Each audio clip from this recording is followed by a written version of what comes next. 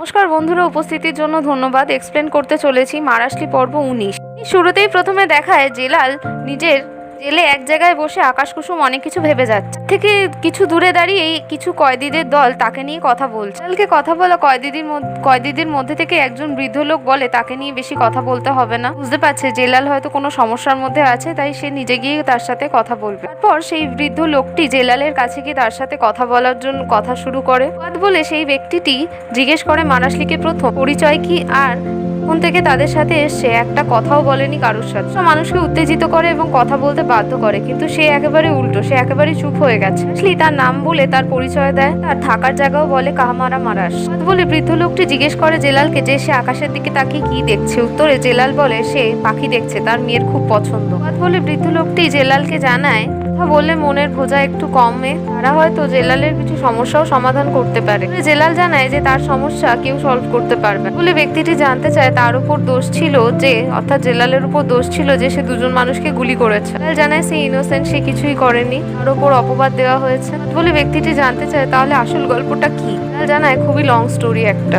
বলে ব্যক্তিটি জানায় তার মেয়ে বড় হয়ে গেছে এবং সে একজন লয়ার। যদি কোনো সমস্যা না থাকে তাহলে ফুয়াদ বলে ব্যক্তিটি তার মেয়ের সাথে কথা বলতে পারে জেলালের জন্য। জেলাল হেসে জানায় ফুয়াদকে জানায় যে তার মেয়ে হয়তো খুব একটা ভালো লয়ার না, কারণ তার বাবা এখনো জেলে। বলে ব্যক্তিটি জানায় সে দিনের বেলা মাঝ রাস্তায় একজন লোককে গুলি করেছিল, তার মেয়ে লয়ার কি করে নেবে। তারপর সে নিজে গিয়ে পুলিশ স্টেশনে স্যারেন্ডার করে। জীবন দশার অর্ধেকের বেশি সে এই চার দেওয়ালের ভেতরে। বলে ব্যক্তিটি জেলালকে জানায় যে প্রবলেমটা সব থেকে আলাদা এখানে। জানতে চায় যদি বুঝেই তাকে বলুক সে কি। বলে জেলালের প্রবলেম এখানে ভালোবাসা, তার জন্যই সে এখানে জেলে আটকে পড়ে আছে। তারপরই জেলের ওয়ার্ডেন এসে সব কয়েদিদের ভেতরে আসতে বলে আর তারা সবাই ঘরে চলে যায়। পরবর্তী দৃশ্যে দেখায় যে মাহুর দাঁড়িয়ে তার বাবা মা এবং ভাই ইলহানের সমাধির সামনে তার মাসির সাথে এসেছে আর তারা সবাই কাঁদছে। মাহুর তার মাসিকে কেঁদে কেঁদে জিজ্ঞেস করে যে এতদিন ধরে যে এত দুঃখ কষ্ট এত যন্ত্রণা সহ্য করলো, এগুলো কি কম। মাহুরের মাসি জানায় একদমই না, মাহুর একজন খুবই স্ট্রং চাইল্ড, এখানে কোনোভাবেই একা না, তার মাসি তার সাথে আছে, সে তার সাথ ছেড়ে কখনোই যাবে না। হয়তো তার পরিবারের মতো তাদের জায়গায় থাকতে পারবে না, তার হাত না ছাড়ার কথা সে দিতে পারে। মাহুরের মাসি জানায় মাহুরকে যে মানুষ বারবার পড়ে আর উঠতেও শিখে যায়, ও এটা খুব ভালোভাবে শিখে যাবে। জানায় সে আর উঠতে চায় না, কারণ সে উঠলেই আবার পড়ে যাবে, চায় শুধুমাত্র ভালোভাবে ঘুমোতে আর ঘুম থেকে কখনো না উঠতে। মাসি জানায় মাহুরকে এরকম কথা না বলতে, বয়সটা অল্প এবং তার সামনে পুরো জীবন পড়ে আছে, তাকে ধরে রাখতেই হবে। তারপর তারা দুজন সেখান থেকে চলে যায়। এদিকে দেখায় গাড়িতে করে মাহুর আর তার মাসি যেতে যেতে মাহুরের মাসি মাহুরের কাছে জানতে চায় যে জেলাল এখন কেমন আছে। জানায় সে জেলালের সাথে জেলে দেখা করতে গেছিল, কিন্তু সে রিফিউজ করে দিয়েছে, দেখা করেন। মাসি জানতে চায় যে সে মাহুর কি করে এই বিশ্বাসটা করতে পারে তার বাবা আর ভাইয়ের খুনে অভিযুক্ত। ও জানায় জেলাল এটা কোনোভাবেই করতে পারে না, সে খুব ভালো মতো জানে, আর সে যদি জেলালকে জানতো তাহলে এই প্রশ্নটা করতো না। মাসি বলে মাহুরকেও তো সে মিথ্যে কথা বলেছিল, তার কি রাগ হয়নি। বলে সে জানে না কি করবে, জেলাল যদি এখন তার সামনে আসে ছুরি নিয়ে তার বুকে আঘাত করবে না জড়িয়ে ধরে তাকে কাঁদবে।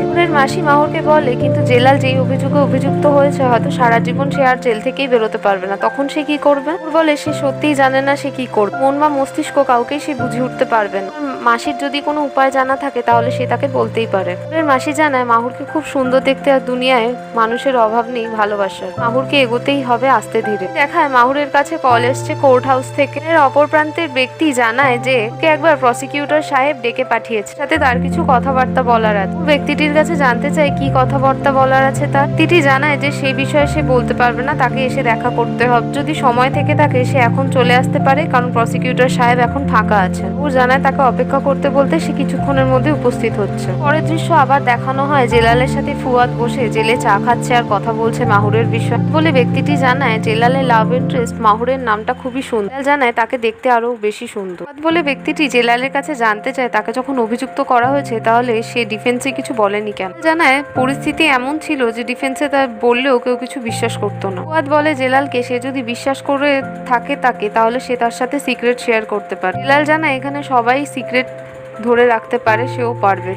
এদিকে দেখায় মাহুর দেখা করতে এসছে প্রসিকিউটরের সাথে। প্রসিকিউটর মাহুরকে জানায় যাকে অভিযুক্ত করা হয়েছে জেলাল চুন বলে সে সব অভিযোগ নস্যাৎ করে দিয়েছে কোর্টে দাঁড়িয়ে। মাহুর যাকে সাবাস বলে ব্যক্তিকে অভিযুক্ত করেছিল সেও খালাস হয়ে গেছে, কিন্তু কেসের ফাইলে প্রচুর গ্যাপ আছে, তাই সেই সব কথা বলা ঠিক করে জানার জন্যই মাহুরকে সে ডেকেছে। প্রসিকিউটর চাইছে মাহুর প্রথম থেকে তাকে সবকিছু জানাক। মাহুর জানায় এই মুহূর্তে তার পরিস্থিতি মানসিক ঠিক নেই, কিছুদিন সময় দিতে সে তার সাথে এসে এখানে কথা বলবে পরে। মাহুর প্রসিকিউটরের থেকে বিদায় নিয়ে সেখান থেকে চলে যায়। এদিকে জেলে আবার দেখানো হয় রাতে ঘুমানোর সময় কয়েদিরা একজন কয়েদি উঠে হাতে ছুরি নিয়ে ফুয়াদ বলে ব্যক্তিটির দিকে এগিয়ে যায় তাকে মারার জন্য। উনি সেই ব্যক্তিটির পেছনে এসে মারাশলি তার হাত ধরে নেয়, তাকে মেরে শুয়ে দেয়। এই কয়েদিরা তখনই জেগে যায়, ফুয়াদও জেগে যায় এবং সেই ব্যক্তিটিকে ধরে মারে, তাকে সেখান থেকে সরিয়ে দেয়। জেলে রাতেই দেখায় কয়েদিদের মধ্যে একজনের খুন হয়ে গেছে। ওর দেখায় পরের দিন সকালে ওয়ার্ডেনের সামনে জেলাল দাঁড়িয়ে। ওয়ার্ডেন জেলালকে প্রশ্ন করছে যে এতদিন সে এখানে আছে কিন্তু এরকম সমস্যা দেখেনি, এখানে নতুন তাই তাকে আলাদাভাবে জিজ্ঞেস করছে গতকাল রাতে লোকটাকে মেরেছে সে কে, নাকি জেলাল নিজে বা তাদের কয়েদিদের মধ্যে কেউ, নাকি জেলাল কাউকে হায়ার করেছিল। জেলাল এক বাক্যে জানায় তারা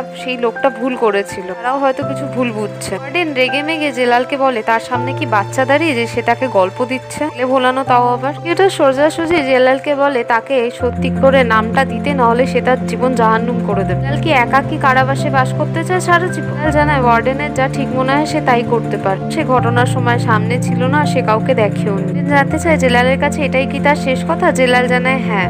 জানায় তার সাথে থাকা পুলিশ অফিসারকে যে জেলালকে একটা কুঠুরিতে আলাদা বন্ধ করতে, যতক্ষণ না সে সত্যি কথা বলছে ততক্ষণ তাকে সেখানেই রাখতে। জেলাল সেই একটা ফাঁকা কুঠুরিতে গিয়ে চোখে জল নিয়ে চারিদিকে দেখতে থাকে। অন্যদিকে দেখায় মাহুর প্রসিকিউটরের সাথে কথা বলছে যাবতীয় কেসের বিষয় নিয়ে। আবার দেখায় জেলালের কুঠুরিতে জেলাল একা বসে বসে কুসুম বহু কিছু ভেবে যাচ্ছে। পর আবার দেখায় জেলালের সাথে দেখা করতে এসেছে ওয়ার্ডেন, তাকে এসে জিজ্ঞেস করে জেলালকে তার রাইট সেন্সে ফিরে এসেছে কি, সে তাকে বলতে পারবে যে সেদিন রাতে কি ঘটনা ঘটেছিল, ব্যক্তিটিকে কে খুন করেছিল। জেলাল তাকে সাফ জানিয়ে দেয় যে আগে সে যা কথা বলেছিল এখনো সে তাই কথা বলবে, কারণ সে তার সম্পূর্ণ সেন্সে আছে। ওয়ার্ডেন জেলালকে বলে সে বারবার জিজ্ঞেস করবে না, তাকে সত্যিটা বলতে। জেলাল জানায় সে বোকাও নয় আর সে গোয়েন্দাগিরিও করেনি, তো আরো একটা নিজস্ব ম্যানার আছে। ওয়ার্ডেন যদি তার কথা স্যাটিসফাই না হতে পারে সেখান থেকে চলেই যেতে পারে। এটা শুনে খারাপ বোধ করে ওয়ার্ডেন জেলালের গায়ে হাত তুলতে যায়। জেলাল ওয়ার্ডেনের হাত সাথে সাথে ধরে নেন। জেলালের সামনে থেকে যাওয়ার আগে তাকে আবার সাবধান করে দিয়ে চলে যায় সেখান থেকে। এদিকে আবার দেখায় জেলে ফুয়াদ বাকি কয়েদিদের কাছে এলে কয়েদিদের মধ্যে একজন ফুয়াদকে জানায় জেলালকে এখন সেলে রাখা হয়নি, তাকে কোর্ট ইয়ার্ডে বার করা হয়েছে। আর একজন বন্ধু তাকে জানিয়েছে যে প্রচুর টর্চার করার পরও তার মুখ খোলাতে পারেনি কেউ। ওর দেখায় ফুয়াদ বলে ব্যক্তিটি জেলালের কাছে এসছে কোর্ট ইয়ার্ডে কথা বলতে। জেলালকে বলে যে তার মতো লোক সে দেখেনি। জেলাল ফুয়াদকে কি বলে সম্বোধন করবে সেটা কোনো বড় কথা নয়, এখন থেকে জেলাল আর সে এক, এটা খুশিতে হোক বা দুঃখে। এই বিষয়ে সে কোনো অবজেকশন শুনতে চায় না জেলালের থেকে। জেলাল প্রশ্ন করে ফুয়াদকে সে কি গোপন জিনিস গোপনে রাখতে পারে। উত্তরে ফুয়াদ জানায় হ্যাঁ সে পারে। জেলাল জানায় ফুয়াদকে তার জীবনের সব থেকে দুঃখের দিন একজনের কাছে আনন্দের হতে পারে। জানতে চায় কিভাবে। জেলাল জানায় তার নাম মেহমেদ ইনচে। গোপন জিনিসটা যেন ফুয়াদের সাথে তার কবর অব্দি যায়। এদিকে আবার দেখায় অতীতের কিছু দৃশ্য যেখানে দেখা করতে এসছে তার মেয়ের সাথে, যে আছে হিলাল তার মায়ের সাথে। দৌড়ে বেরিয়ে এসে তার বাবাকে জড়িয়ে ধরে আর বদনামচার বিষয়, আর এটাও বলে তার বাবা ভুলে গেছে কি করে যে আজকে তার জন্মদিন। হিলাল বলে না না তার মনে আছে, সে ভোলেনি, জন্যই তো সে তাকে নিতে এসেছে আর আজকে রাতে তার সাথেই সে থাকবে। হিলাল জেলিশকে গাড়িতে বসতে বলে হিলালের সাথে কথা বলে। হিলাল এখানে জেলালকে মেহমেদ বলেই সম্বোধন করে প্রথমে। মঙ্গল বিনিময়ের পর হিলাল জানতে চায় মেহমেদ অর্থাৎ জেলালের কাছে পরিবার আর ড্রাগসের বিষয়ে প্রোগ্রেসিভ রিপোর্ট কি। সে যদি তাকে কিছু না জানায় হিলালও তার ওপরওয়ালাদের কোনো জবাবদিহি করতে পারছে না, তার উপর চাপ বাড়তেই থাকছে। হিলালকে জানায় সে সমস্ত কিছু ইনভেস্টিগেট করার চেষ্টা করছে, একজন এমপ্লয়িও আছে। হিলালকে চাপমুক্ত থাকতে সে আস্তে ধীরে তাকে সবই জানাবে। হিলাল জেলালকে এটাও জানায় যে $200 মিলিয়ন পাচার হয়ে পর্যন্ত ড্রাগস তাদের অর্গানাইজেশন আর টুরেলার কোনো কিছু বিষয়ে কিছু ক্লিয়ার নয়। হিলালকে একটু ফার্স্ট রিপোর্ট প্রোগ্রেস করতে আর কাজ করতে। হিলালকে আবার জানায় তাকে বেশি চিন্তা না করতে, সমস্ত কিছু আস্তে ধীরেই করবে। হিলাল গাড়িতে উঠে গেলে হিলাল জেলিশের কাছে গিয়ে বলে তার বাবার সমস্ত কথা শুনতে, সারাদিন তার বাবার সাথে ভালো করে মজা করতে। জেলিশ আর জেলাল সেখান থেকে কনসার্টের জন্য চলে যায়। জায়গা থেকেই ঘটনাটা শুরু হয়েছিল যেখানে জেলিশ আহত হয়েছিল সেই দিনের। এতে করে জেলালের সাথে যেতে যেতে জেলিশ জিজ্ঞেস করে তার বাবা কি কতগুলো ল্যাঙ্গুয়েজ জানে, কারণ তার মা হিলাল জেলিশের এখন ফ্রেঞ্চ ক্লাস লাগিয়েছে, এখন নতুন ভাষা ফ্রেঞ্চ শিখছে। ফ্রেঞ্চ ভাষায় জেলিশ সম্বোধনও করে জেলালকে এবং হাইও বলে। জেলালও তার মেয়ে জেলিশকে ফ্রেঞ্চেই উত্তর দেয়। জানতে চায় জেলালের কাছে যে তার বাবা কতগুলো ল্যাঙ্গুয়েজ জানে। তোরে জেলাল বলে সে আরবিক জানে, জার্মান জানে, আর ফ্রেঞ্চ জানে। ওরই এক এক করে ঘটতে থাকে সেদিনের ঘটনা। কনসার্টে সেই দিনের দুর্ঘটনা, জেলিশ আহত হয়। তারপর জেলাল তাকে নিয়ে ছুটে ছুটে হসপিটালে। জেলালের ইনভেস্টিগেশনে সেই আততায়ের সাথে মারামারি হয়, বাদ বিবাদে কিছুই তার মনে পড়তে থাকে। এই শত্রু ব্যক্তিটির কাছ থেকে এক টুকরো কাগজেরও জেলাল পায় মেহমেত ইনছে, অর্থাৎ তার নিজের আসল আইডেন্টিটি, বাড়ির নাম্বারের লাইসেন্স প্লেট নম্বর দেখায়। হিলাল সেই কাগজের টুকরোটা নিয়ে জেলালকে প্রশ্ন করতে, এই লাইসেন্স প্লেট এবং জেলালের বিষয়ে জানলো কি করে? মানে কনসার্টের আসল টার্গেট জেলালই ছিল।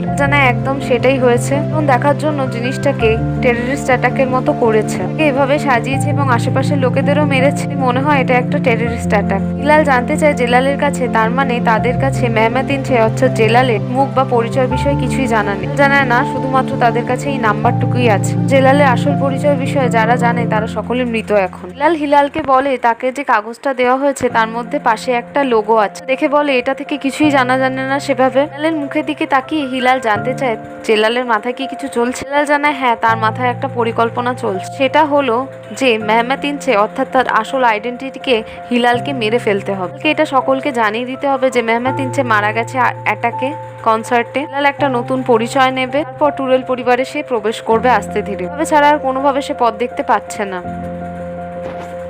জানায় মেহমেত ইনছে অর্থাৎ জেলাল যা চাইছে তাই হবে। এদিকে আবার দেখায় যে জেলালের সাথে তাদের পুরনো সিক্রেট রুমে এসে জানতে চাইছে জেলালের কাছে যে তার কোনো রিপোর্টের প্রোগ্রেস হয়েছে কি, নতুন পরিচয় নাম কিছু ভেবেছে। মেহমেত ইনছে অর্থাৎ জেলাল জানায় হ্যাঁ ভেবে রেখেছে সে। নাম হবে জেলাল চুন, একজন প্রাক্তন সৈনিক হবে স্পেশাল মিলিটারি ফোর্সের। একটু অ্যাকসেন্ট আছে, চরিত্র একটু রাফ আর হার্শ। পুরো ছবি দেখিয়ে হিলালকে জানায় এটা সব থেকে ইজি টার্গেট। মাহুর এখানে একজন রিচ পরিবারের পিতা এবং রোজগেরে মেয়ে। আশেপাশে বহু পুরুষ মানুষ থাকলেও কাউকে পাত্তা দেয় না। মেহমেত ইনছে অর্থাৎ জেলাল এখানে আশা করছে যে ভাবে সে টুরেলদের মাঝখানে প্রবেশ করতে পারবে। পরবর্তী দৃশ্য আবার দেখায় যে জেলাল তার সিক্রেট রুমে একজন ভাষা শেখানো শিক্ষকের দ্বারা কাহমামারাশের অ্যাকসেন্টটা শিখছে। পরবর্তী দৃশ্য আবার সেখানে দেখায় পুলিশ কাস্টাডিতে জেলালের নতুন পরিচয় দিয়ে হিলাল আর তার কর্মীরা প্রশ্ন করে এবং রেকর্ডিং শুরু করে। তার নতুন পরিচয় দিয়ে রেকর্ডিং শুরু করে। রুম থেকে বেরিয়ে হিলাল আবার জেলালকে বলে এখন তার নতুন পরিচয় তো এই ভাষাতেই আর এইভাবেই এখন হিলাল তার সাথে কথা বলবে। হিলালকেও শুতে জাগতে এটাই মনে রাখতে হবে সে জেলাল চুন। মেহমেত ইনছের কোনো অস্তিত্বই আর নেই, না অতীতে না ভবিষ্যতে না বর্তমান। একটা কথা বলতে চায় হিলাল, সেটা হলো তার মেয়ে জেলিশ জেলালের সাথেই থাকতে চায়। বলে এতে কোনো সমস্যা হবে না, সেও তার মেয়েকে চায় যে সে তার সাথে থাকুক। হিলাল জানায় এটা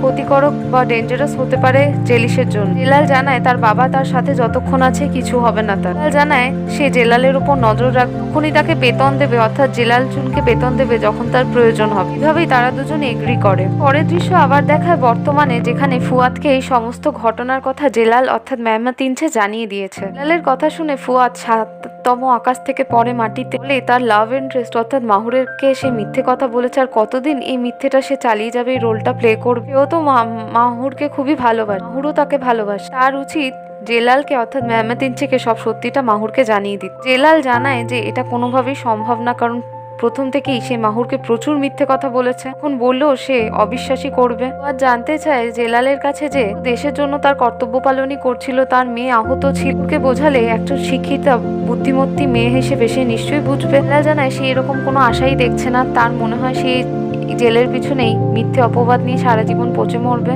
উনি ফুয়াতের কাছে জেলের কয়েদিদের একজন এসে তাকে জানায় যে ছাড়ার দিন নির্ধারণ হয়ে গেছে। জেলাল জানতে চায় এটা কি করে হলো, তার তো লাইফ টাইম ইমপ্রিজনমেন্ট ছিল। আর জেলালকে জানায় তখন জেলালকে যখন আলাদা কুঠুরিতে রাখা হয়েছে, ফুয়াদকে একবার হসপিটালে নিয়ে যাওয়া হয়েছিল কারণ সে অসুস্থ হয়ে পড়েছিল। তার রিপোর্টে তাকে জানিয়ে দিয়েছে সে অসুস্থ, সেদিন বাঁচবে না, মারণ রোগ তাকে ধরে ফেলেছে। জেলের লোকেরা চেয়েছে যে সে যেন বাড়িতে গিয়ে মরে, তাই তার ছুটি হয়ে যাচ্ছে। জেলাল সহমর্মী হয়ে বলে এরকম কিছুই হবে না, তাকে এরকম কথা না বল। জেলালকে জানায় জেলালের গলায় নরম সুর শুনে তার খুবই ভালো লাগলো, যে তারও একটা নরম মন নরম দিক আছে। এদিকে দেখায় ফুয়াতের বিদায় বেলা চলে এসেছে।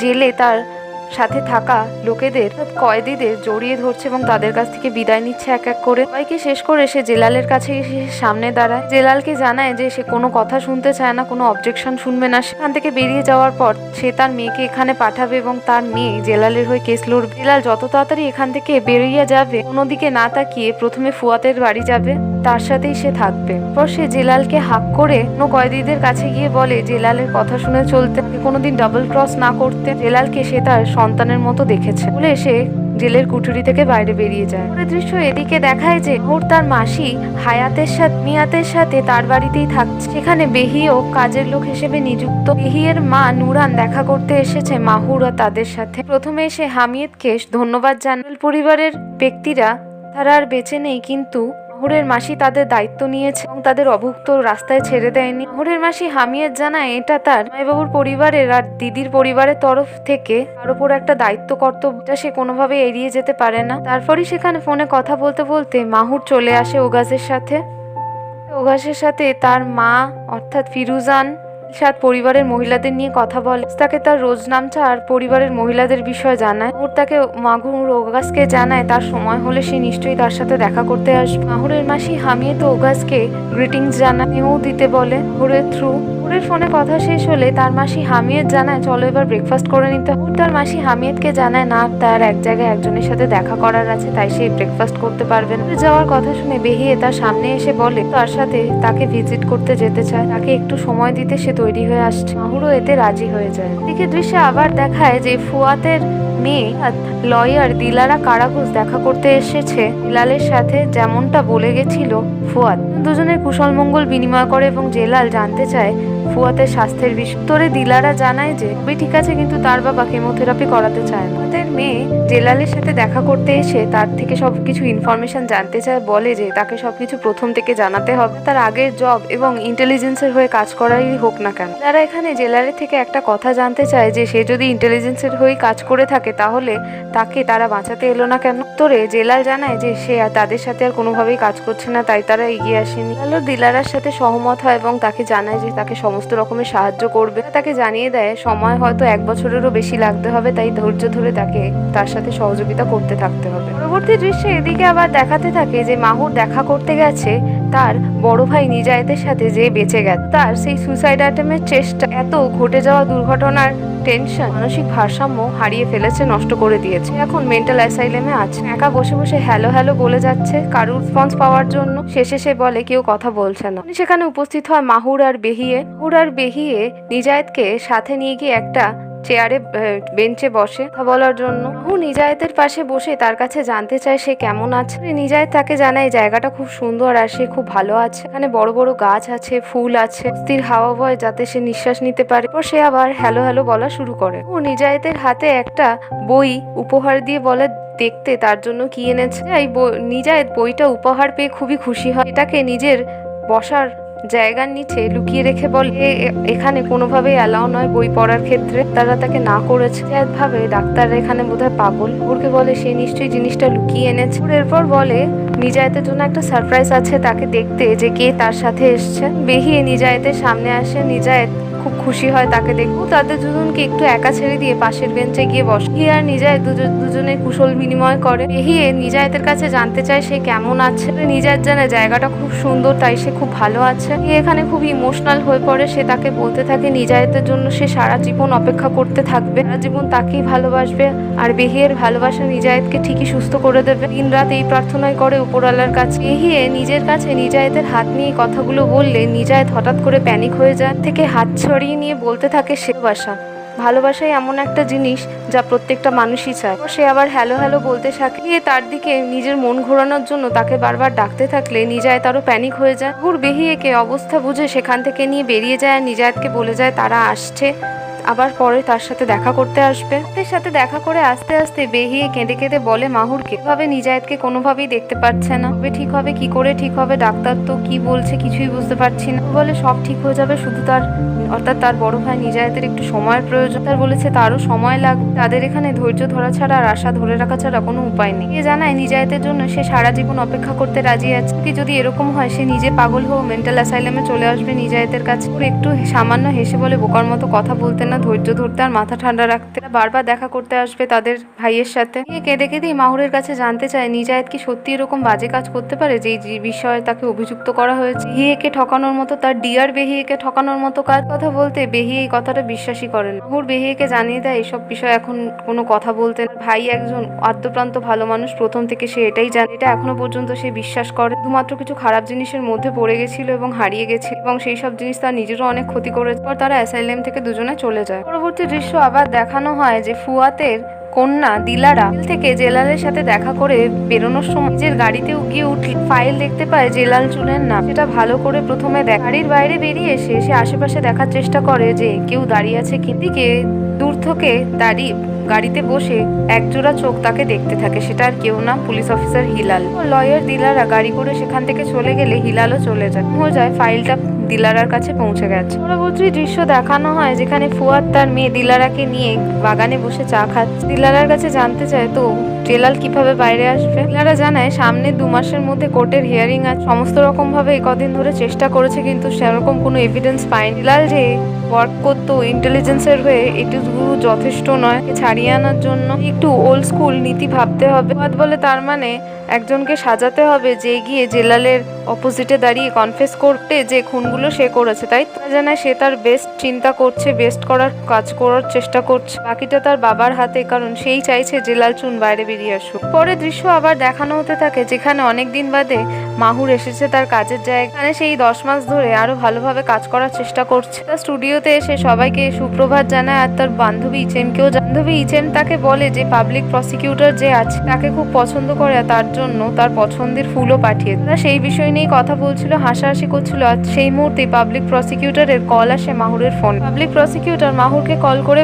জিজ্ঞেস করে প্রথমে তার ফুল কেমন লেগেছে। ও জানায় সে খুব বাধিত হয়েছে, সে তাকে ফুল পাঠিয়েছে। এই জিনিসগুলোর কোনো প্রয়োজন ছিল না সেটাও সে বলে। পাবলিক প্রসিকিউটর মাহুরকে পছন্দ করার সহিতকে বারবার কনভিন্স করার চেষ্টা করতে থাকে যে একদিনের জন্য, এক রাতের জন্য সে যেন তার সাথে ডেটে যায় খাবারে। সে এখানে ডিনার ডেটের কথা বলছিল। ওর কাজের বাহানা দিয়ে বারবার টালমাটাল করতে থাকলে পাবলিক প্রসিকিউটর তখন বলে তার এইটুকু ক্ষমতা আছে যে মাহুরের নামে ওয়ারেন্ট বার করে সে তাকে কিডন্যাপের জায়গায় অ্যারেস্ট করে নিয়ে তার সাথে এক কথা বলতে বসাতে পারে। ওর বলে কাজ ফেলে কাজ বাদ দিয়ে সে কোনো কিছুই করতে পারবে না। ওর হেসে বলে এদিক থেকে দেখতে গেলে পাবলিক প্রসিকিউটর কিন্তু তার উপর চাপ দিচ্ছে। প্রসিকিউটর বলে ঠিক আছে, তার এগেনস্টে সে কেস ফাইল করতেই পারে। এভাবে হাসাহাসি করতে করতে মাহুর তার পাবলিক প্রসিকিউটরের প্রপোজালে রাজি হয়ে যায় ডিনার ডেটের জন্য। ওর ফোন রাখার পরে ইচেম তাকে বারবার জিজ্ঞেস করতে থাকে আর প্রসিকিউটরের বিষয়ে ভালো কথাও বলতে থাকে যে তার খুব একটা ভালো কেরিয়ার, খুব স্ট্রং কেরিয়ার, খুব হ্যান্ডসাম দেখতে এবং ক্যারিসমেটিক মানুষও। ঘুরে দেওয়া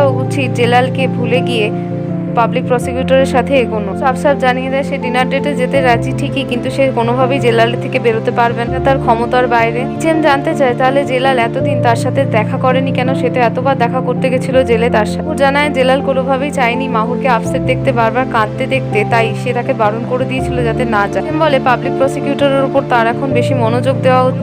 তো না যে আজকের মধ্যেই পাবলিক প্রসিকিউটর তাকে প্রপোজ করে দেবে এবং দিনের মধ্যেই তার বিয়ের জামা কাপড় তাকে দেখতে যেতে হবে। ইচেমকে জানিয়ে দেয় সে কোনোভাবেই কোনো কথা বলার এইসব বিষয়ে মুডে নেই। ওর ইচেম দেখে মাহুর বিরক্ত হয়ে যাচ্ছে, তাই সে তার কাছে মাপ চেয়ে নেয় সকাল সকাল তার মন সংকীর্ণ করে দেওয়ার জন্য। ও জানায় কোনো ব্যাপার না, সেই জিনিসগুলোর সাথে অভ্যস্ত। পরবর্তী দৃশ্য আবার দেখানো হয় কোর্টে যেখানে হিয়ারিং চলছে। তাদের কন্যা লয়ার দিলারা বাবা আর তার কথা মতোই প্ল্যান করে একজন লোককে সেট করায় যে জেলালের ঘাড়ের সব দোষ নিজের ঘাড়ে নিয়ে নেয় এবং প্রসিকিউটরের অফিসে গিয়ে 1 মাস আগে নিজেই সব সারেন্ডার করে দেয়। 1 মাস পরে এই কোর্টের হিয়ারিংয়ে জাজকে অনুমোদন করা হল জেলালের বেকসুর হওয়ার বিষয়ে। জাজ বিষয়ে দেখে নিয়ে জেলালকে খালাস করে দেয় বেকসুর। কিন্তু পাবলিক প্রসিকিউটরকে দেখে মনে হয় এই জেলালের বিষয় নিয়ে সে সামান্য হলো ক্ষুব্ধ। আবার দেখায় কোর্ট থেকে জেলাল, দিলারা, পুলিশ সহ সবাই বেরিয়ে আসতে গেলে তাদের পেছনে পাবলিক প্রসিকিউটর আসে। থেমে সে জেলালকে অনুমোদন করে। শান্তির কিছুদিন সে ভালো করে ঘুরে ফিরেনি, কারণ প্রসিকিউটরের সন্দেহ এখনো যথেষ্ট তার উপরেই আছে। এই জিনিসটা যে সাজানো সে খুব ভালো মতোই বুঝতে পারছে। হুট করে একটা মানুষ এলো এবং কনফেস করে নিজে জেলে চলে গেল। আর দিলারা জানায় সে যাই ভাবতে পারে ভাবতে চায়, কোর্টের জাজমেন্টে জাস্টিস সার্ভ হয়ে গেছে এবং এখানে জেলাল চুল নির্দোষ এটা প্রামাণ্য। পাবলিক প্রসিকিউটর বলে যে সে আবার দেখতে চায় জেলাল চুল কতদিনের মধ্যে ফিরে আসে এখানে। একটা কথাই বলে যে কর্তাদের বলেছিল প্রবেশ করেছে, বাইরে যেতে আবার সে বেরিয়েও যায়। বাইরে যে যা ভাবতে পারলে ভাবতে চায় ভালো। কোর্টিয়ার থেকে দিলারা এবং জেলাল দুজনে বাইরে বেরিয়ে তাকে জেলাল ধন্যবাদ জানায় তাকে উদ্ধার করার জন্য। জানায় কোনো মেনশন করতেন অনুরোধ, তার ইচ্ছাটা তার বাবা ফুয়াতের ছিল, তার বাবার জন্য সে যা ইচ্ছা তাই করতে পারলে। আর অনুরোধ করে জানতে চায় দিলারার কাছে তার হয়ে দোষটা কে ঘাড়ে নিল। তারা জানায় তার বাবার একজন লোক যে খুব তাড়াতাড়ি মরার কথা ছিল, আর সেই লোকটিকে জানায় যে সে তার অপরাধগুলো ক্ষমা করে দিতে পারে যদি সেই দোষটা নিয়ে জেলে চলে যায়। তো এই ব্যক্তিটি এই কাজটি করেছে। পর দিলারা বলে যে তার সাথে তার বাবার কাছে বাড়িতে যেতে তার বাবা ফুয়াদ তার জন্য অপেক্ষা করছে। জানায় সে একটু পরে যাবে। দিলারা বলে তাকে এভাবে কথা না বলতে, তার বাবা তার জন্য অপেক্ষা করছে এরকমটা তো না যে এক্ষুনি কারোর সাথে দেখা করতে যাবে জেলাল। পরে দৃশ্য দেখানো হতে থাকে দিলারা আর জেলাল গাড়ি করে বাড়ি যাচ্ছে ফুয়াতের। লাল জানলার কাঁচ নামিয়ে বাইরের দৃশ্য দেখতে থাকে আর তাজা শ্বাস নিতে থাকে। সে দীর্ঘদিন বাদে প্রায় 1 বছর বা 10 মাস বাদ মুক্তির স্বাদ পেয়েছে। লালা তার এই কাজ করতে দেখে একটু হেসে তাকে জিজ্ঞেস করে কি খুব মিস করছিল। জানায় হ্যাঁ সে খুব মিস করছিল। জেলারা জানতে চায় সে কি বেশি মিস করেছে। তোরে জেলাল জানায় তার মেয়েকে খুব মিস করেছে। লালা বলে তাহলে এটা তার মেয়ের কাছে তো একটা বড় সারপ্রাইজ হবে তাই তো। লাল বলে কেউ জানে না এই বিষয়ে, সে এতদিন জেলে ছিল আর তার মেয়েও জানে না। তারা জানতে চায় তার আশেপাশে তার পরিজন কেউ আছে যাদের কাছে এই নিউজটা ভালো হতে পারে যে সে বেরিয়েছে, দিন বাদে সে স্বাধীন হয়েছে। লাল জানায় তার এমন কোনো আশেপাশের ব্যক্তি বা পরিবার পরিজন নেই। এই নিউজটাও কারোর কাছে তেমন কিছুই হবে না, এটা একটা সাধারণ ঘটনা। দিলারা ফুয়াতের বাড়ি গেলে ফুয়াদ জেলালকে ওয়েলকাম করে, বলে যে অনেকক্ষণ ধরে সে জেলালের জন্য অপেক্ষা করছে। সে ভীষণ খুশি জেলালকে তার সামনে দেখে স্বাধীন। পর ফুয়াদ বলে জেলালকে গেস্ট হতে এবং তার আতিথেয়তা গ্রহণ করতে। সবাই টেবিলে খেতে বসে। টেবিলে খেতে খেতে ফুয়াদ কন্যা দিলারা ফুয়াদকে জানায় ঠিক আছে কিন্তু প্রসিকিউটরের ব্যবহার আজকে তার ভালো লাগে। জেলালকে মোটামুটি হুঁশিয়ারি বানিয়ে দিয়েছে, তার উপর নজর রাখবার জানায় এটাই স্বাভাবিক কথা। প্রসিকিউটরের জায়গায় সে থাকলে সেও একই কাজই করে সাজানো ঘটনাটা সবার চোখে লাগতেই পারে, তার চোখেও লেগেছে, এটাই তো স্বাভাবিক। জেলাল জানায় সবই ঠিক আছে কিন্তু পাবলিক প্রসিকিউটর তার খুব উইয়ার্ড মনে হয় এই কথাটা সে তাকে বলেছে যে সে তার চোখে তার উপর নজর রাখবে।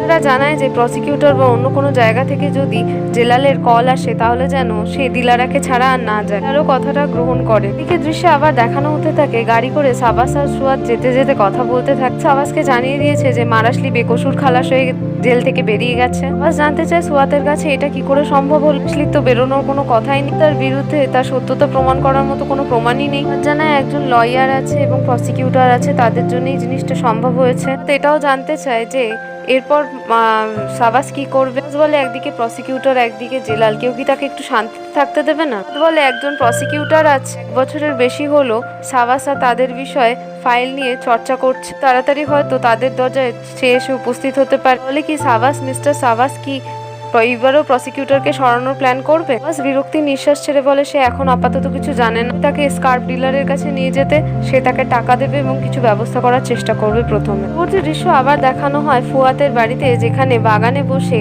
জেলাল আর ফুয়াদ কথা বলছে। ফুয়াদ জিজ্ঞেস করছে জেলালকে যে এরপর সে কি করবে, তার কোনো না থাকার জায়গা আছে সেরকম, না কোনো জব আছে তার কাছে। বলে এরকম কোনো বিষয় না, সে জব খুঁজলে নিশ্চয়ই পেয়ে যাবে, দুনিয়া কি পুরো ফাঁকা। ফুয়াদ তাকে তার নিজের কনস্ট্রাকশন সাইটে কাজ করার অফার দেয়। এটাও বলে এছাড়াও সে তার এক বন্ধু আছে, সে ট্রাভেলার, সে ট্রাভেল সাইটেও কাজ করতে পারে। জেলাল তো গুলি বন্দুকও চালাতে জানে, এইসব কাজ ভালো মতো পারে। তাকে সাফ জানিয়ে দেয় যে এরকম কোনো ডার্টি বিজনেসে সে কোনোভাবেই ঢুকবে না, যে এই সবের থেকে দূরে রাখতে চায়। ফুয়াদ জানতে চায় জেলালের থেকে যে তার শত্রুরা তো বাইরে আছে, সে বাইরে যদি এভাবেই বেরিয়ে যায় তার মেয়ের আর তার জন্য তো সমস্যাই তৈরি করবে। জেলাল জানায় তার মেয়ে যতক্ষণ সেফ আছে সবকিছু ঠিক আছে, জেলাল চুনের ক্ষতি করা এত সহজ না। ফুয়াদ জেলালের আসল নাম মেহমেদ ইনচে বলে তাকে সম্বোধন করে ফেলে। বলে আস্তে গলায় তাকে আবার মনে করিয়ে দিচ্ছে যে মেহমেদ ইনচে এই সত্যি কথাটা শুধুমাত্র ফুয়াতি জান, কথাটা তাকে তার কবর অব্দি টানতে হবে। কথাটা মনে পড়ে যায়, সে রাজি হয়ে যায়। পর জেলাল ফুয়াদকে ছেড়ে যাওয়ার জন্য তার কাছ থেকে অনুমতি চায়। তাকে এখানে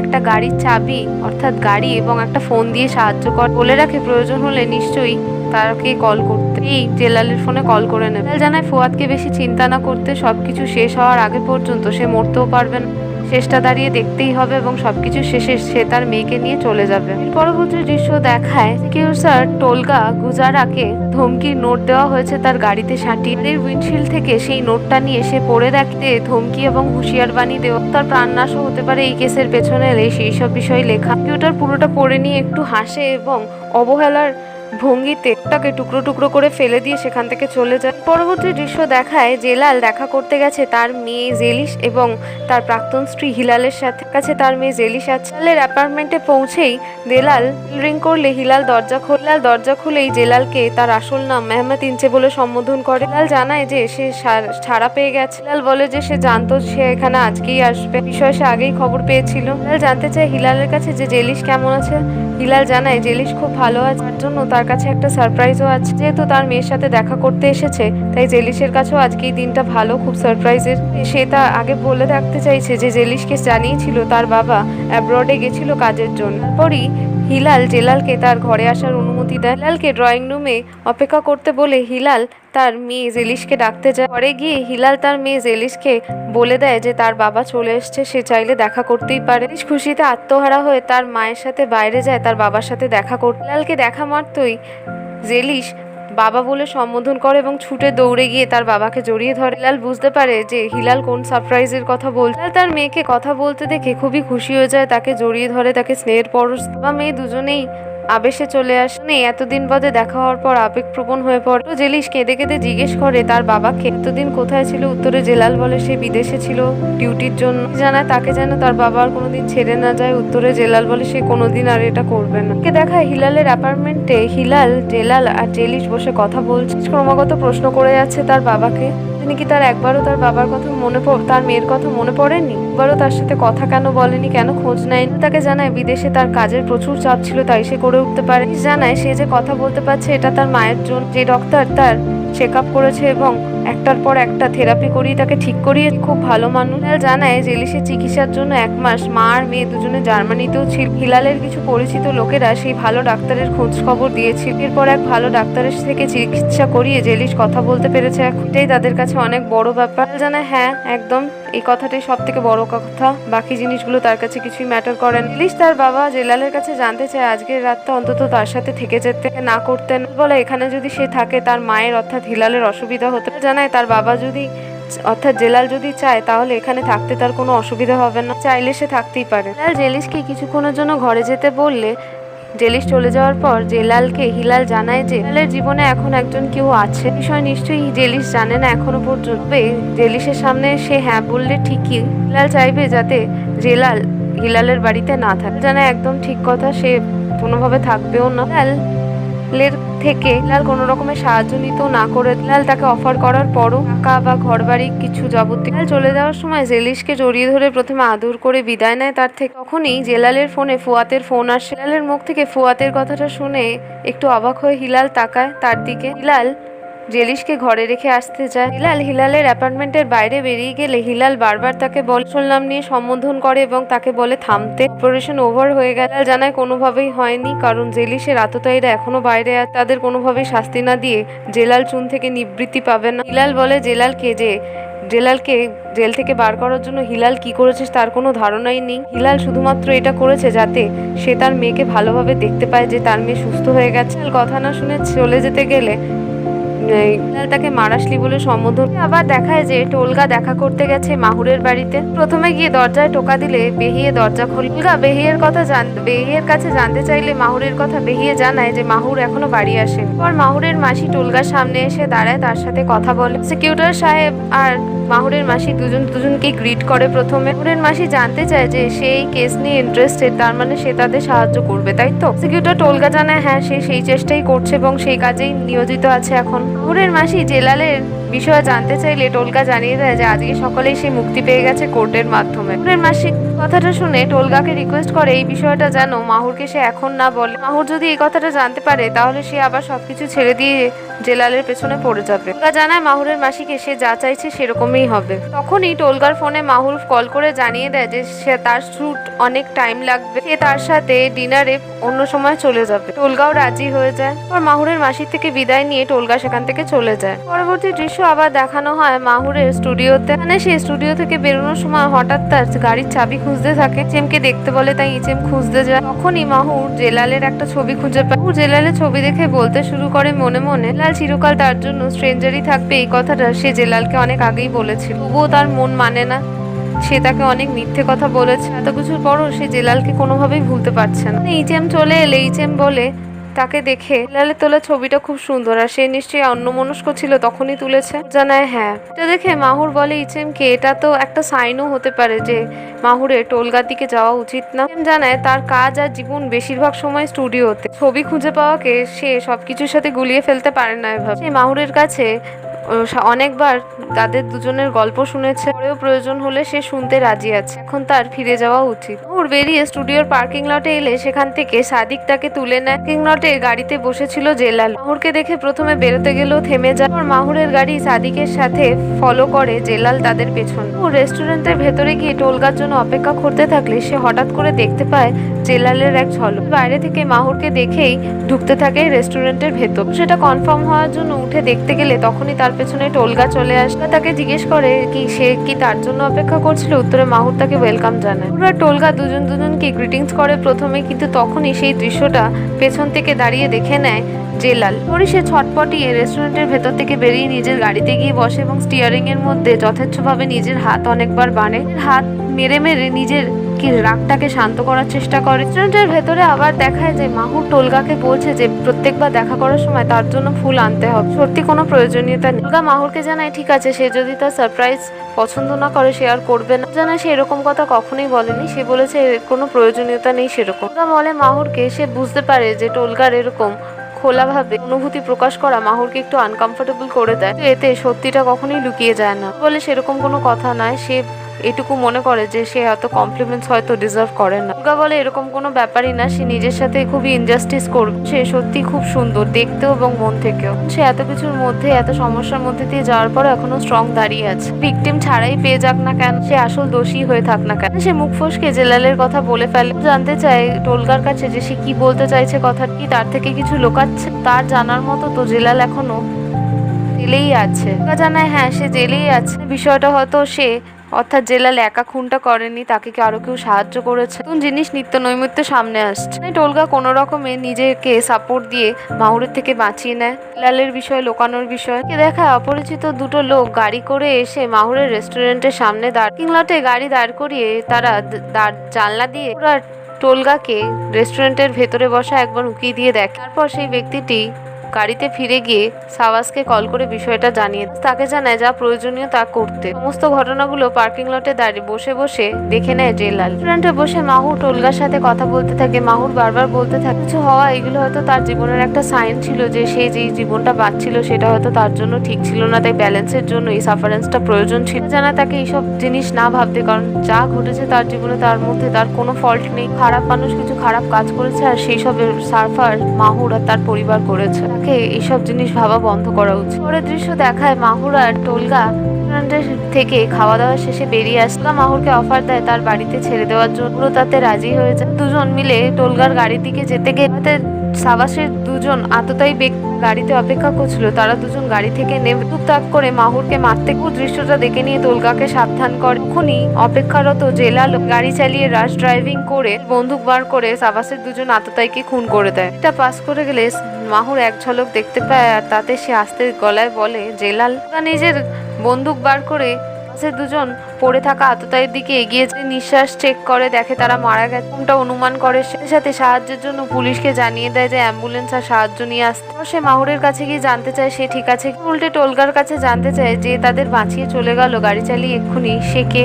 টোলগা জানায় সে জানে না, সে দেখেনি। কিন্তু মাহুর কি তার মুখ দেখেছে? উত্তরে মাহুর জানায় না, সে দেখেনি, সে কিছু জানে না। দেখায় ঘটনাস্থলে প্রসিকিউটর টোলগা আর অ্যাম্বুলেন্সের সাথে কথা বলতে থাকে। পুলিশ প্রসিকিউটরের কাছে জানতে চায় যারা দুজন মারা গেছে তাদের কি সে চেনে। টোলগা জানায় সে কোনোদিন দেখেনি, সে কোনোভাবেই তাদের দুজনকে চেনে। অফিসার জানতে চায় টোলগার কাছে তাদের বাঁচিয়ে গেছে তার গাড়ির লাইসেন্স প্লেট কি দেখেছে আর কি মুখ দেখেছে সে। টোলগা জানায় না, সেই বিষয়ে কিছুই জানেন। কেস ইনভেস্টিগেশন শেষে যেন ফাইলটা প্রসিকিউটরকে ঠিকই পাঠিয়ে দেয় অফিসার। বিষয় জানাতে ভোলে না টোলগা। ওর ফোনে কথা বলতে থাকে ইচেমের সাথে। ইচেন তাকে বারবার জিজ্ঞেস করতে থাকে সে ঠিক আছে কিনা। হ্যাঁ একটা সমস্যা হয়েছিল, কিন্তু সে মিথ্যে কথা বলছে না, সে এখন একদমই ঠিক আছে। মাহুরের কাছে গিয়ে প্রথমে ক্ষমা প্রার্থনা করে যে সে তাকে ডেটে এনেছিল অথচ এরকম একটা ঘটনা হলো, তার জন্য সে সরি। ওর জানে এরকম কোনো ব্যাপার না, এরকম এক্সপিরিয়েন্স সে আগেও করেছে, তার ফ্যামিলি হিস্ট্রি তো প্রসিকিউটর ঠিকই জানে। তো মাহুরকে বলে তাহলে এই কাজটা কে করতে পারে। তাকে জানায় করার মতো একজন ম্যানিয়াককেই সে চেনে, সে হলো সাবাস। তো বহুবার তার উপর এরকম অ্যাটাক করেছে। মাহুরকে প্রমিস করে জানায় এইটা সেই ম্যানিয়াকের শেষ কাজ হবে, সে মাহুরের আর কোনো ক্ষতি হতে দেবে না, সে কথা দিচ্ছে।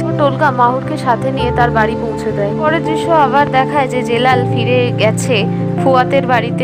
ঘরে ঢুকতে দেখে ফুয়াত তাকে জিজ্ঞেস করে কি কেমন কাজ পড়ে গেছে যাতে তার এত দেরি হয়ে গেল বাড়ি ফিরতে। জানায় ফুয়াতের সাথে তার কিছু কথা বলার আছে। একা তো জেলালকে ওয়েলকাম জানায় এবং তার সাথে কথা বলতে তারা দুজন এগিয়ে যায়। জেলাল ফুয়াতকে বলতে শুরু করে যে আজকে সে মাহুরের দেখা পেয়ে রেস্টুরেন্টে টোলগা আর মাহুরের কথাও বলে। জানতে চায় জেলালের কাছে তাহলে কি সে এগিয়ে গিয়ে মাহুরের সাথে দেখা করেছে। জেলাল জানায় না, তার বয়ফ্রেন্ড প্রসিকিউটর টোলগা তার সাথে ছিল আর তাদের দেখে ঘনিষ্ঠ মনে হলো, তাই সে তার আর এগিয়ে যায়নি। মাহুর তার সাথে কথা বলার সময় খুব হাসছিল।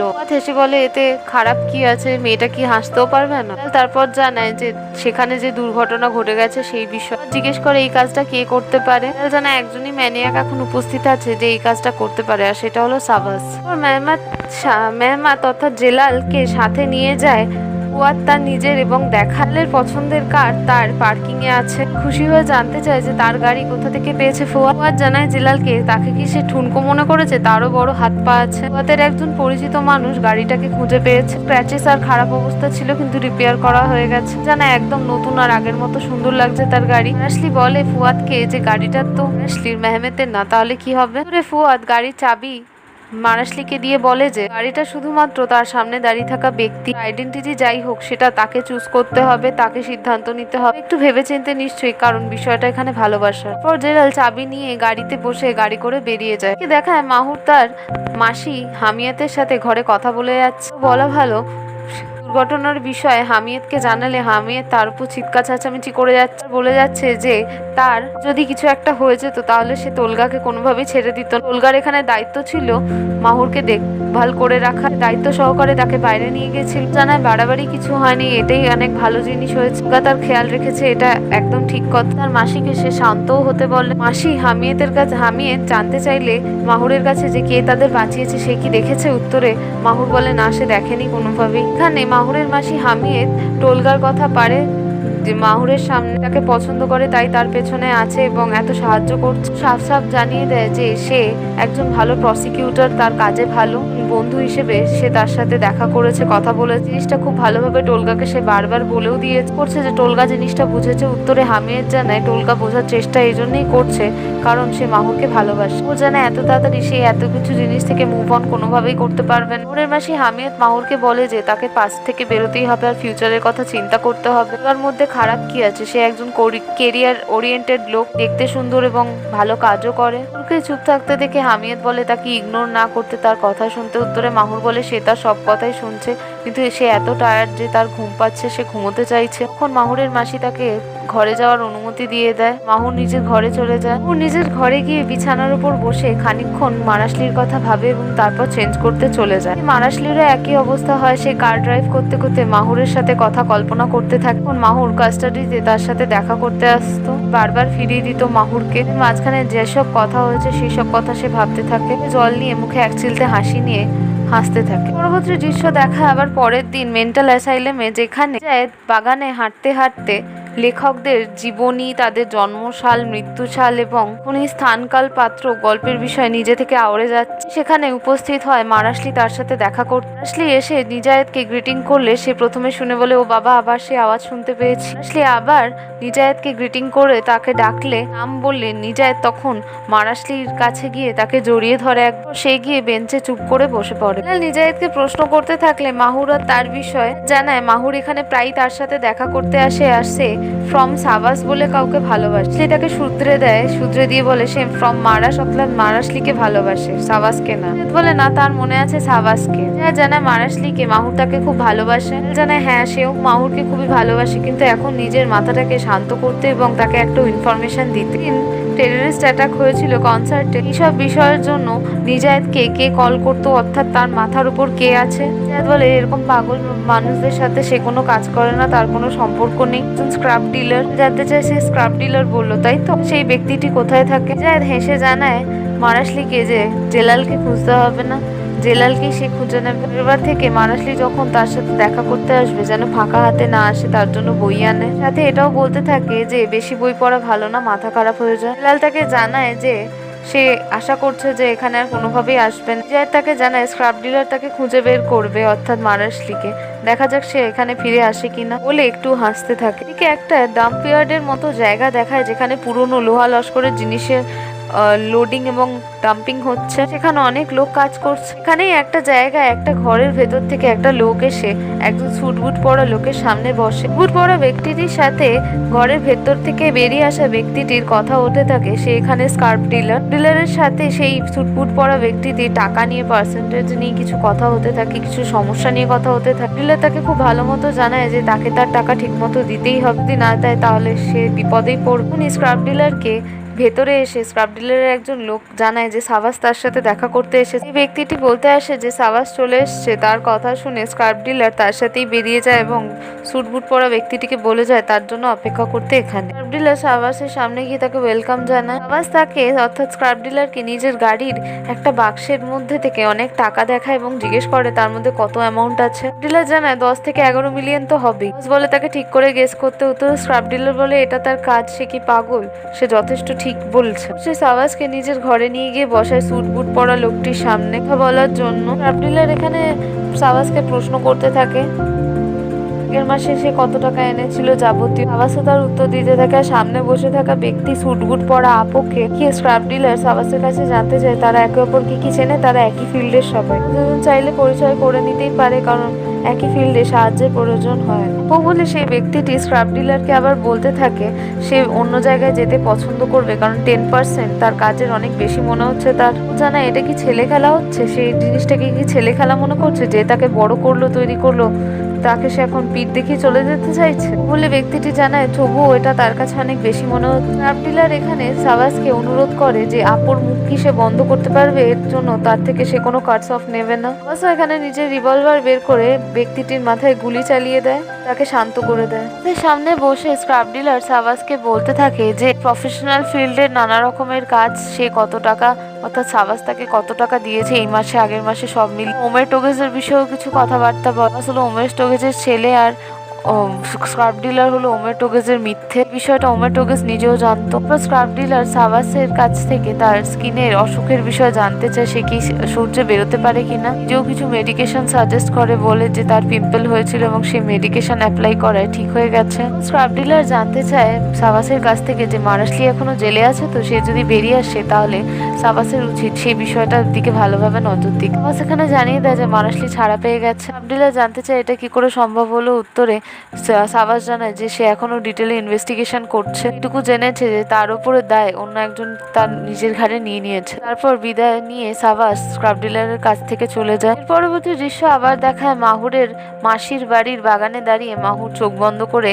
আলো উপভোগ করছে, সবকিছু চিন্তা করতে থাকছে, হাওয়ার নিঃশ্বাস নিতে থাকছে। তার মাথায় জেলাল আর বাকি সব জিনিস চলতে থাকছে। তার কাছে বেহি এসে বলে যে তার কিছু বলার আছে মাহুরকে।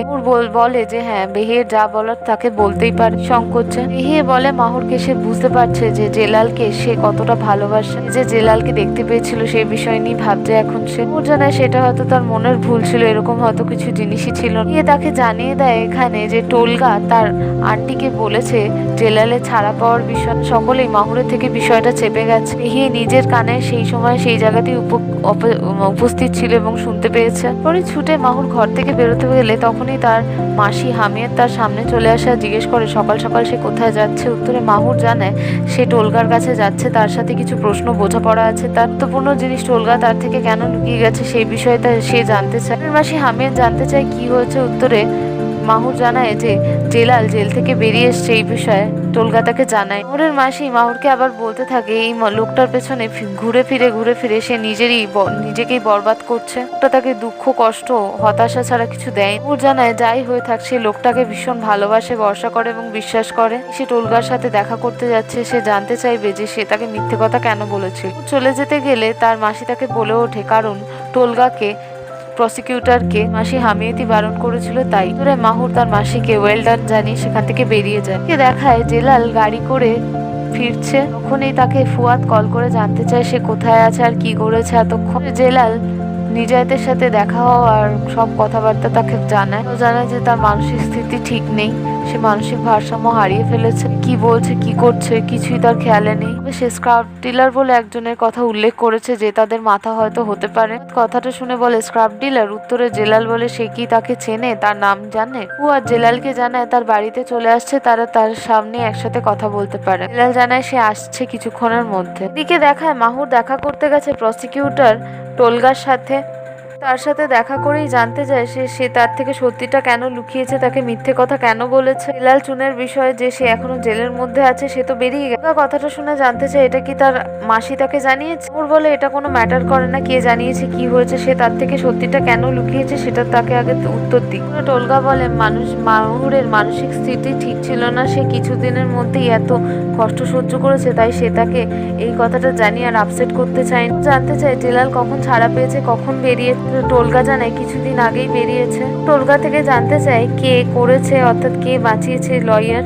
জানতে চায় কেন সে কি জেলালের পেছনে ছুটবে আবার, তাই এইসব বিষয়ে জানতে চাইছে। তোরে মাহুর বলে না, সেই ব্যক্তিটির সাথে তার কিছু বোঝাপড়া আছে, কিছু কথা বলার আছে তাই। টোলগা এখানে বারবার মাহুরকে বলতে থাকে যে মারাশলি এখানে তার বাবা ভাইকে হত্যা করার অভিযোগে অভিযুক্ত, তারপরেও সে কি করে ভরসা করে। মাহুর জানায় কোর্টের থেকে তো সে বেকসুর খালাস হয়ে গেছে, মারাশলি একজন ইনোসেন্ট, এই বিষয়ে সে উপরওয়ালা দাঁড়িয়েও তাকে বললে সে বিশ্বাস করবেন সে খুনি, কারণ জানে সে ইনোসেন্ট। দেখায় জেলাল চলে এসছে ফুয়াতের কাছে এবং ফুয়াত কিছু খবর নিয়েছে স্ক্রাব ডিলারের বিষয়ে। তাকে জানায় জেলে থাকাকালীন স্ক্রাব ডিলার নামটি কথাটি সে অনেকবার শুনেছে, গুরুত্ব দেয়নি, ভেবেছে সাধারণ কয়েদিদের মধ্যেই কেউ একজন হবে। ধীরে ধীরে এখন সে বুঝতে পারছে যে একজন সাধারণ মানুষ কোনোভাবেই নয়, অনেক খতরনাক নাম এক্সিস্টেন্স বিষয়ে অন্যরা ঠিকঠাক কিছুই জানেন। সে সব ধরনের খারাপ কাজের সাথে অভিযুক্ত আছে, জড়িতও আছে, সে বিদেশে ঘরে বাইরে সব দিকে। ফুয়াদ বলে যে তার বন্ধু তাকে এটাও জানাতে ভোলে না যে তাকে সাবধানে থাকতে, এই বিষয়ে স্ক্রাব ডিলারের সাথে ইনভলভ না হচ্ছে। এখানে জানায় ফুয়াদকে কোনোভাবেই ইনভলভ হবে না, এটা জেলালের বিজনেস, তাই সেই এখানে অন্তপ্রান্তভাবে ইনভলভ। আসলে আর ফুয়াদ একসাথে বাগানে হাঁটতে হাঁটতে কথা বলতে থাকে। ফুয়াদ তাকে বলতে থাকে কিছু অভ্যেসের বিষয়ে জানা আছে যেখানে তত আগে চলে যায় কিন্তু মানুষটা অতীতেই আটকে থেকে ভালোবাসা বা দুঃখ যন্ত্রণা কোনোটাই সহজে ভোলা সহজ না। আসলে জানে এটা একদম সত্যি কথা, কখনোই সহজে ভোলা যায় না, অতীতে সবকিছু থেকেই যায় অল্প বিস্তর। জেলালের সামনে ফুয়াদ একটা প্রস্তাব রাখে তার উইলের বিষয়, সে তার সব প্রপার্টি আর সবকিছু দায়িত্ব যেতে জেলাল, তার যে এত নাম প্রতিষ্ঠান প্রতিপত্তি সব শেষ হয়ে যাবে মরে যাওয়ার পর, কারণ মারণ রোগ তাকে ধরে সব একমাত্র সামলাতে পারে মারাশলি, কারণ সে একজন সাহসী। মারাশলি তাকে ঘুরে প্রশ্ন করে মারাশলি সাহসী এটাই বলতে চাইছে সে? উত্তরে ফুয়াদ জানায় হ্যাঁ সেই কথাটাই বলতে চাই। মারাশলি বলে প্রথমে সে আগে তার নিজের কাজ সমস্ত করে নিক, তারপর সে তাকে এই বিষয়ে সিদ্ধান্ত জানাবে। জানায় সে অনেকটা এখন রিলিফ হলো, তার ভালো লাগছে। দিকে দেখায় ফুয়াদের বাড়িতেই দিলারার সাথে দেখা করতে এসেছে মাহুরের সাথে। দিলারা দেখা করলে প্রথমে মাহুরকে ওয়েলকাম জানায়। প্রথমে দিলারের কাছে ক্ষমা চায় কারণ সে না জানিয়েই চলে এসেছে আনঅ্যানাউন্সড ভাবে, জানে কোনো সমস্যা নেই আর তাকে ওয়েলকাম করে ভেতরে নিয়ে যায়। এবং সে মাহুর আর দিলারা দুজনে কথা বলে, তার কাছে জানতে চায় ফোনে শুধুমাত্র সে তার কাছ থেকে অ্যাড্রেস জানতে চেয়েছে এবং চলে এসেছে, এবার কি সে তাকে জানাবে কি হয়েছে। মাহুর জানায় সে প্রথমে ধন্যবাদ দিতে চায় এবং শেষেও ধন্যবাদ দিতে চায় যে জেলাল চুনের বিষয়, কারণ আজকে তার জন্যই লোকটি বাইরে বেরোতে পেরিয়েছে জেল থেকে। জানায় হ্যাঁ সে তার ক্লায়েন্ট ছিল এবং সে তাকে উদ্ধার করতে পেরেছে, এটাই তার কাছে বড় পাওনা। জানতে চায় এটা কি করে হলো, সে তো অভিযুক্ত ছিল। দিলারা জানায় যে আসল অভিযুক্ত কোর্টে এসে স্যারেন্ডার করে, হ্যাঁ এটা একটু সময় নিয়েছে 1 বছরের মতো ঠিকই, কাছে আসল কথা হলো সে তার মক্কেলকে ছাড়াতে পেরেছে। এই দৃশ্য আবার দেখানো হতে থাকে ফুয়াদ আর জেলাল বাগানে হাঁটতে হাঁটতে কথা বলতে থাকছে। তাকে জিজ্ঞেস করে মারাশলি রাদার ইস্যু নিয়ে কি হবে, অর্থাৎ মাহুরের বিষয়। তাকে আবার জানায় মাহুর তাকে কোনোভাবেই ক্ষমা করবে না, অনেক মিথ্যে কথা সে বলে দিয়েছে, কিন্তু এখানে তো তার আসল আইডেন্টিটি নিয়েও বিষয় চলে এসেছে, মেয়েটা তাকে বিশ্বাস করবে। আর জানায় জেলালকে এখানে যদি কেউ কনফিউজ হয়ে থাকে সেখানে মেহমাত অর্থাৎ জেলাল নিজেকে সামলাতে, ধাঁধাগুলো থেকে বেরোতে এবং তার আইডেন্টিটি চুজ করতে, তারপর আস্তে আস্তে স্টেপ বাই স্টেপ এগিয়ে মাহুরকে সব বলতে, তাকে বোঝাতে মাহুর তাকে এখনো ভালোবাসে সে মনে করে। তিনটে ওরফে জেলাল চুন জানায় ফুয়াদকে মাহুর মারাশলিকে ভালোবাসে, মেহমাতকে চেনেও না। ঘরের ভেতরে দৃশ্য দেখায় যেখানে জানতে চাইছে দিলারা মাহুরের কাছে ওর এক্স্যাক্টলি কি চায় দিলারার থেকে। উত্তরে মাহুর জানায় যে জেলারের অ্যাড্রেস চায় সে, বর্তমানে সে কোথায় আছে। সে হন্যে হয়ে সব জায়গায় খুঁজে নিয়েছে, তার বাড়ি বন্ধু প্রতিবেশী সব জায়গায় কিন্তু পায়নি। এখানে মাহুর আর জেলালের সম্পর্ক জানতে চাই। ও জানায় যে জেলাল তার সাথে কিছুদিন বডিগার্ড হিসেবে কাজ করেছে। একটা দিকে তাদের মধ্যে সম্পর্ক আছে, কিন্তু সেই বিষয়টা দিলারার মাথায় না নিলেও চলবে না, জানে একদম সেই বিষয় তার মাথায় না নিলে চলবে। এটা ঠিকই, এটাও ঠিক যে সে তার ক্লায়েন্টের ওরা খবর এভাবে যে কাউকে দিতে পারে না টাকা, তবে সে করতে পারে, সে জেলালকে এই বিষয়ে কথা জানাতে পারে, এবং জেলাল যদি পরে মাহুরের সাথে যোগাযোগ করে নিতে যায় সেটা আলাদা। জেলালের সাথে ফুয়াদ হাঁটতে থাকলে বাগানে অসুস্থতার কারণে কাশতে থাকে, আর তখন জেলাল বলে অনেক হাঁটাহাঁটি হয়েছে, একটু ঠান্ডা হাওয়াও দিচ্ছে, যদি শরীর খারাপ লাগে তারা ভেতরে যেতেই পারে, আর তাদের উচিত ভেতরে যাওয়ার। তো এখন এত তাড়াহুড়োর কিছু নেই মরে যাওয়া। জেলালকে জানায় সে কোনোভাবেই এত সহজে মরবে না যতক্ষণ না সে এই জায়গাটার লর্ড হিসেবে ঘোষণা করতে পারছে জেলালকে। পরে আবার ঘরের ভেতরের দৃশ্য দেখায় যেখানে মাহুর আর দিলারা বসে না, মাহুরের থেকে অনুমতি চায় যে অনেক দেরি হয়ে গেছে, তার নিজের কিছু কাজ করার আছে, সে যদি জেলালের আবার খোঁজ পায় মাহুরের দিকে সে তাকে নিশ্চয়ই পাঠানোর চেষ্টা করবে। পর মাহুর ও দিলারাকে ধন্যবাদ জানিয়ে ঘর থেকে বেরিয়ে আসে। আবার দেখা যেতে থাকে যে ফুয়াদ আর মারাশলি বাগান দিয়ে হেঁটে হেঁটে ঘরের ভেতরের দিকে যেতে থাকে। মাহুরও ঘরের বাইরে বেরিয়ে গেট পার হতে যাবে, জেলালের দৃষ্টিতে পড়ে মাহুরের বাইরের দিকে যাওয়া, তখনই সে মাহুরকে তার নাম ধরে ডেকে বসে। পুরো তোর গলার আওয়াজ শুনে জেলালের দিকে তাকায় এবং একটু হাসে। জেলাল তার কাছে গিয়ে সামনে দাঁড়িয়ে উপস্থিত হলে মাহুরও সামান্য এক চিলতে মুখে হাসি নিয়ে চোখে খুশি নিয়ে তার দিকে এক দৃষ্টিতে তাকিয়ে থাকে। মাহুর এমনই সকল গল্প জানতে আমাদের চ্যানেলের সঙ্গে থাকুন।